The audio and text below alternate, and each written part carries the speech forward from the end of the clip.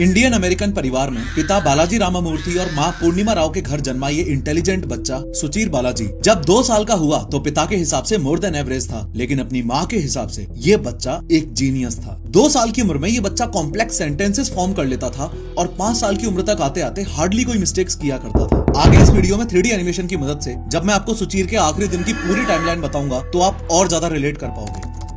लेकिन फिलहाल ये समझो कि स्क्रैच नाम की विजुअल प्रोग्रामिंग लैंग्वेज का इस्तेमाल करके ये सुचीर बालाजी सिर्फ 11 साल की उम्र में ही कोडिंग करने लग गया था। सुचीर की माँ जो खुद सॉफ्टवेयर इंजीनियर रह चुकी हैं, उनसे इतनी छोटी सी उम्र में ही सुचीर ऐसे सवाल किया करता था जो उनके सिर के ऊपर से ही निकल जाते थे। इस हाईली इंटेलिजेंट सुचीर ने सिर्फ 14 साल की उम्र में ही चिप डिजाइन पर एक साइंस पेपर भी लिख दिया था। आगे आने वाले दिनों में सुचीर ने काफी प्रोग्रामिंग कॉन्टेस्ट में हिस्सा लिया, कुछ में चैंपियनशिप जीती और कुछ में अच्छी रैंक्स हासिल की। प्रोफेशनली सबसे पहले 1 साल 1 महीने के लिए सुचीर ने कोरा में एज अ सॉफ्टवेयर इंजीनियर काम किया, फिर अलग अलग 3-4 कंपनीज में इंक्लूडिंग ओपन एआई इंटर्नशिप्स की और फिर आखिरकार ऐसा क्या है दिलजीत दोसांझ की नई फिल्म सतलुज में कि पहले तो इसको रिलीज करवाने के लिए ही 3 सालों तक कोर्ट कचहरी के चक्कर काटने पड़े और फिर जैसे तैसे रिलीज हुई भी तो सिर्फ 2 दिनों के अंदर अंदर ही इस मूवी को इंडिया में बैन कर दिया गया। देखो, ये फिल्म पंजाब के एक real life hero Jaswant Singh Khalra की कहानी है। बात 1980s और 90s की है, जब पंजाब आतंकवाद की आग में जल रहा था। कथित आतंकवाद खत्म करने के नाम पर पंजाब पुलिस को अंधी ताकत मिल गई थी और इस एब्सोल्यूट पावर का नतीजा ये हुआ कि पुलिस वाले किसी भी आम सिख नौजवान को शक की बुनियाद पर घर से उठा लेते और फिर वो लड़का कभी लौट कर नहीं आता। फेक एनकाउंटर्स और इलीगल किडनैपिंग्स एक धंधा बन चुका था और सरकार ने पूरी तरह आंखें बंद कर रही थी। जसवंत सिंह खालड़ा कोई नेता या गैंगस्टर नहीं थे, बल्कि पेशे से एक आम बैंक डायरेक्टर थे। पर जब उनके ही बैंक के 2 आम दोस्तों को पुलिस ने अचानक गायब कर दिया, तब अपने उन मासूम साथियों को ढूंढते हुए खालड़ा ने इस करप्ट सिस्टम की पोल खोलने की ठान ली। खालड़ा ने अमृतसर और आसपास के शमशान घाटों के सरकारी रिकॉर्ड्स निकाले और उन्हें जो सच पता चला वो किसी को भी हिला देने वाला था। उन्हें पता चला कि पुलिस ने हजारों लोगों को मारकर उनकी बॉडीज को लावारिस लेबल करके चुपचाप जला दिया था। क्यों? क्योंकि वर्दी में बैठे इन गुंडे अफसरों को मासूमों की जान लेने के बदले सरकारी कैश रिवॉर्ड्स और प्रमोशन मिलते थे और बॉडी को लावारिस बताकर जलाने से ना कोई पोस्टमार्टम होता था और ना ही इनके इस खूनी धंधे का कोई सबूत बचता था। खालड़ा का एस्टीमेट था कि पूरे पंजाब में लगभग 25,000 लाशों का ऐसे ही इलीगल तरीके से अंतिम संस्कार कर दिया गया। तो ये फिल्म जसवंत सिंह खालड़ा के उस संघर्ष की कहानी है